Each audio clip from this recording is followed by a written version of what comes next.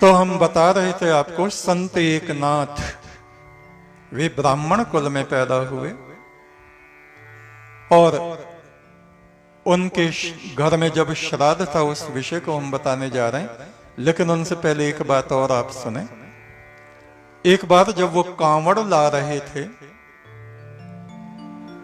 जल उनके कंधे पे था, कांवड़ कंधे पे थी, तो मैदान में एक गधा मरणासन्न स्थिति में था।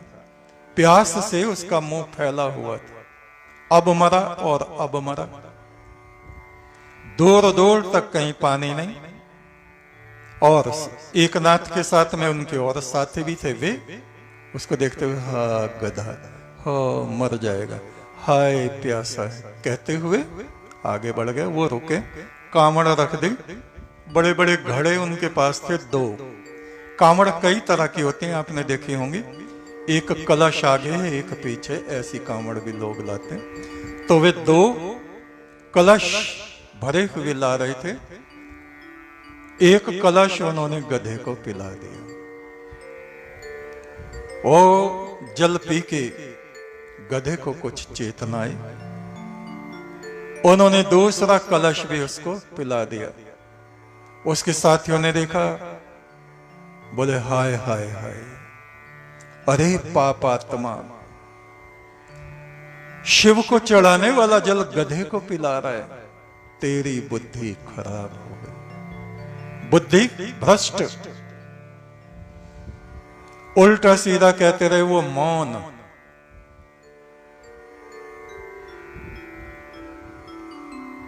एकनाथ ने दबी आवाज से कहा भी, अरे हम सब साधु हैं, हम कहते हैं सब में परमात्मा है। परमात्मा नहीं है तो उसकी ज्योति तो सब में है। ये गधा मर रहा है, जीवों पर दया करो, दया करो। रोज ये पाठ पढ़ते रहते हैं, और अब जब मैंने इसको पानी पिला दिया तो तुम कह रहे हो ये क्या करो। रात्रि में जहां वे सब रुके, महादेव शिव ने उनको सपने में दर्शन दिए, सबको एक साथ। कहा तुम लोग केवल बातें बनाने वाले साधु हो, तुमको ज्ञान हकीकत में हुआ नहीं। तुम ये मानते हो कि सब में परमात्मा है, लेकिन व्यवहार में कुछ नहीं, तुम्हारी बुद्धि खराब है। एकनाथ ने जो किया है वो मुझको बहुत प्रिय लगा है, और मैं एकनाथ से बहुत खुश हूं, और मैंने उसकी कांवड़ को स्वीकार कर लिया है। यानी गधे ने जो जल पिया, मानो वो मैंने ही ग्रहण किया है। इतने निर्मल आत्मा वाले संत थे एकनाथ। तो श्राद्ध का समय आया, और जाति के लोग, ब्राह्मण तो सब उनसे नाराज हो गए थे। अब एक काम और करा उन्होंने। कुछ ब्राह्मण आके भी बैठे जो उनसे प्रेम रखते थे भोजन के लिए, और उन्होंने पास में जो बस्ती थी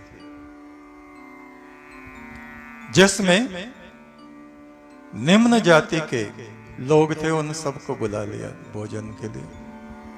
और ये देख के वे ब्राह्मण तो थुआ थू करके उठ गए। तू हमारा अपमान करता है, हम इनके साथ बैठ के भोजन करेंगे? यही तुझे करना था तो हमें बुलाया क्यों? और वे बाहर रास्ते में लठ लेके खड़े हो गए, कोई भी ब्राह्मण इधर को आएगा तो हम उसको रोक देंगे।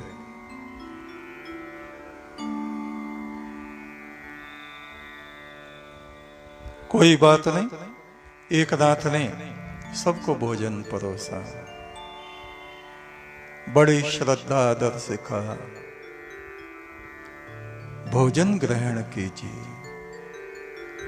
आप सब में मैं उसी विश्व आत्मा को देख रहा हूं, जगतपति को देख रहा हूं। और वो सब भोजन करने लगे। एक ब्राह्मण, उसने देखा हो क्या रहा है अंदर, खिड़की से झांक के देखा तो क्या दिखता है उसको? स्वर्ग के देवता भोजन कर रहे हैं।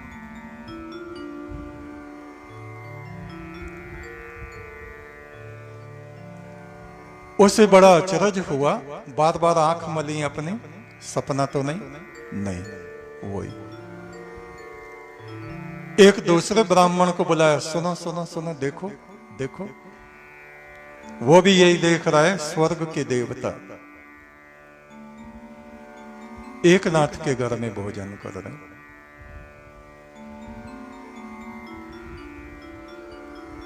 तो इस बात से हम समझ सकते हैं ईश्वर की दृष्टि में ना कोई छोटा है ना कोई बड़ा। जिसकी आत्मा शुद्ध है, जो सभी में ईश्वर दर्शन करता है, वो ही मनुष्य धन्य है।